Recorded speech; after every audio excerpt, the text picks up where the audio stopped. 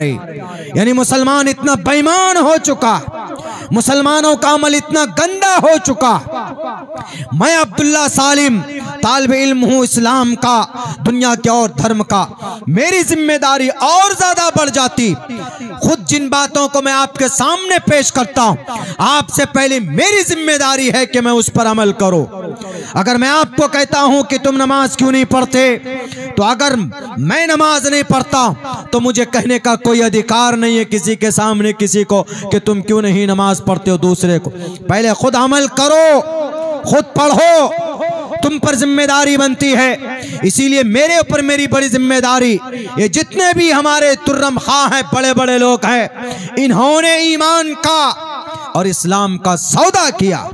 हमारी बाबरी मस्जिद क्यों चली गई? बाबरी मस्जिद को बेचा गया, बाबरी मस्जिद का सौदा हुआ अपने लोगों के जरिए से। आज जो वक्फ बिल की जमीन के ऊपर मर मिटते हैं, आपके बंगाल के अंदर 80,000 एकड़ जमीन है वक्फ बोर्ड की।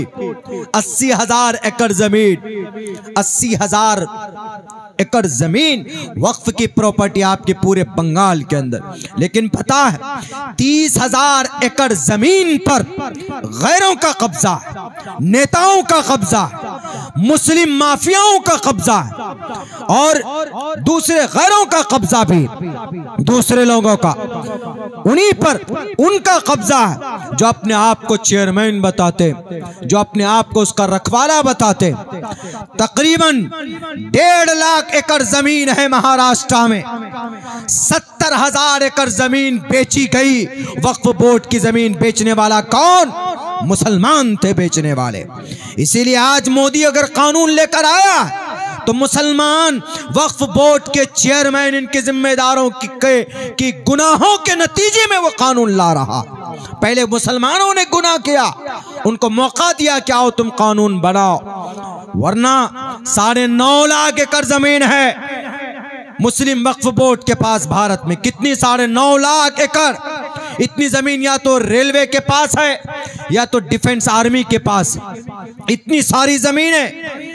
तीसरे नंबर पर सबसे ज्यादा 9.5 लाख एकड़ जमीन। कम नहीं होता है जनाब। अगर पूरे भारत को बिठाकर खिलाना पड़े तो मुस्लिम वक्फ बोर्ड 1 महीने तक एक भारतीय को बैठकर खिला सकता, 1 महीने तक। इतनी दौलत, इतनी प्रॉपर्टी।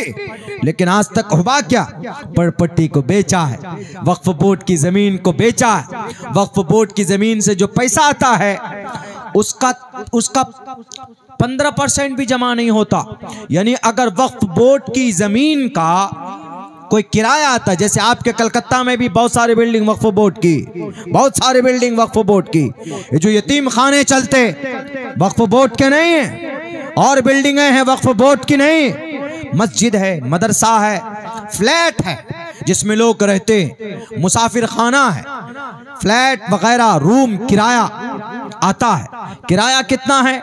1 रूम का किराया कलकत्ता जैसे शहर के अंदर अच्छा खासा रूम है, 1 BHK का फ्लैट है, तो उसका किराया आ रहा है 10,000 रुपए। लेकिन पता है वक्फ बोर्ड के फॉर्म में कितना लिखा जाता है? वक्फ बोर्ड के फॉर्म में सिर्फ 2,000 लिखा जाता है, बाकी 8,000 चेयरमैन के पॉकेट में जाता है। मुजरिम कौन है? पहले हम मुजरिम है कि नहीं? हम गाली देते हैं मोदी को, वो तो खैर उनकी नीयत तो है खरा, उनको बचाने के लिए, उनसे बचाने के लिए तो हमको आगे आना पड़ेगा। लेकिन हमें पहले ये भी सोचना होगा कि हमने पहले बड़ी बड़ी गलतियां की है जनाब। पहले हमने ही बेचा है। वक्फ बोर्ड की जमीन की आमदनी इतनी है, अगर भारत के मुसलमानों को कोई काम न करना पड़े, 25 करोड़ मुसलमान है, एक मुसलमान को हर महीने में अगर 50-50 हजार रुपए वजीफा दिया जाए वक्फ बोर्ड के प्लेटफॉर्म से, अगले 50 साल तक उसकी आमदनी खत्म नहीं होगी। इतनी दौलत है वक्फ बोर्ड के पास। लेकिन लूटा किसने? हमारे और आपके लोगों ने, जिनको हमने चेयरमैन बनाया, उसने जनाब बेच दिया। वक्फ बोर्ड की ज़मीन कभी बेची नहीं जाती है, दान की हुई ज़मीन कभी बेची नहीं जाती। आपकी मस्जिद है, वक्फ है, क्या मस्जिद को मस्जिद का सदर बेच सकता है? नहीं बेच सकता। उसकी ज़मीन को बेच सकता है? नहीं बेच सकता। ऐसे वक्फ की जितनी भी ज़मीनें भारत में 9.5 लाख एकड़ ज़मीन, उन ज़मीनों को मुसलमान का जो चेयरमैन है वक्फ बोर्ड का, वो बेच नहीं सकता। जब बेच नहीं सकता तो मुंबई के अंदर जो मुकेश अंबानी है, मुकेश अंबानी का जो इंटीरिया है 4,500 स्क्वायर फुट में बना हुआ, वो जमीन वक्फ बोर्ड की है, वो जमीन वक्फ की है। क्यों बेची? बेचने वाला कौन?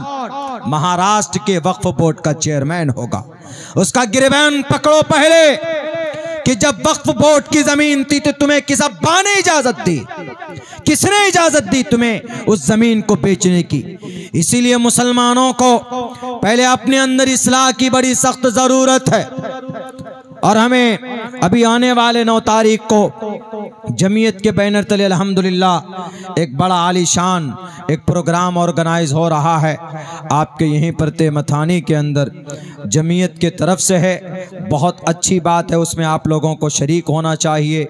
इसी ताल्लुक़ से बात होगा, वक्फ बोर्ड जो वक्फ की अराजी है हमारी, जो वक्फ की ज़मीन होती है ना, वो अल्लाह के लिए होती है। वो उसको कोई बेच नहीं सकता, उसको कोई ख़रीद नहीं सकता, उसका कोई मालिक नहीं बन सकता। हाँ, वही तो मैंने बताया माशाअल्लाह। एक एक चीज़ बता, मैंने तो शॉर्टकट में सब कुछ बता दिया है, जिसके अंदर में कौन इब्राहिम कासमी साहब भी हैं और मेरा भी नाम नाचीज़ का नाम है, अब्दुल्ला सालिम साहब का भी नाम है। बाकी ये है कि आपके इस बंगाल के जो आन बान शान है सिद्दीकुल्लाह चौधरी साहब, एक आलिम दीन भी हैं और यहाँ के मिनिस्टर भी हैं, तो वो उन्हीं की डेट पर एक तारीख तय की गई है। और प्लॉट कहाँ है? तेमथानी मार्केट में है। 1 बजे दिन से शाम को 5 बजे तक है और ये 9 को है, 9 जनवरी को है, जुमेरात का दिन पड़ेगा। इसके अंदर शरीक होइए आप लोग। बहुत अच्छा, इसी वक्फ बोर्ड के ऊपर से उसके ताल्लुक़ से होगा, चूँकि हमें हमारी ज़मीन है, इसको बचाना हमारे लिए ज़रूरी। वक्फ बोर्ड की ज़मीन 9.5 लाख एकड़ ज़मीन है वक्फ बोर्ड के पास, लेकिन उसको हड़पने के लिए मौजूदा कुर्सी इक़्तिदार में बैठा हुआ mister prime minister mister Modi ji एक कानून ला रहा। वो कानून ये है, तो अभी वक्फ बोर्ड की ज़मीन का जिम्मेदार चेयरमैन होता है, मुस्लिम मेंबरान होते हैं, लेकिन अब एक ऐसा कानून आएगा कि आपके डिस्ट्रिक्ट का डीएम आपके ज़िले के वक्फ बोर्ड की ज़मीन का मालिक होगा। वो जो चाहेगा जैसा चाहेगा उसके अंदर कर सकता। लेकिन मुजरिम मुसलमान यकीनन बहुत ज़्यादा है।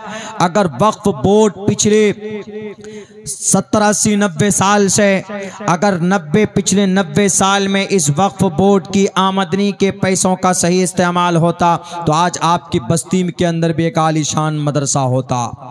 वक्फ बोर्ड के पैसों का अगर सही इस्तेमाल होता तो आपके मस्जिद के इमाम को अच्छी खासी तनख्वाह मिलती। वक्फ बोर्ड की ज़मीन, उनके पैसों का आमदनी का सही इस्तेमाल होता तो आज मुसलमानों के पास आरजिकर मेडिकल कॉलेज जैसा मुसलमानों के पर्सनल मेडिकल कॉलेज होते, मुसलमानों के पास खुद नीट में तैयारी करने के लिए कोचिंग सेंटर होता, मुसलमानों के पास इनके बच्चे सिविल लाइन डीएम में जाएं, एसपी बने, उसके लिए मुसलमानों के पास यूपीएससी की कोचिंग के लिए इनके पास मुसलमानों के पास आज कोचिंग सेंटर होते, सब कुछ होता। लेकिन यह है कि हमारे लोगों ने मिसयूज़ किया, गलत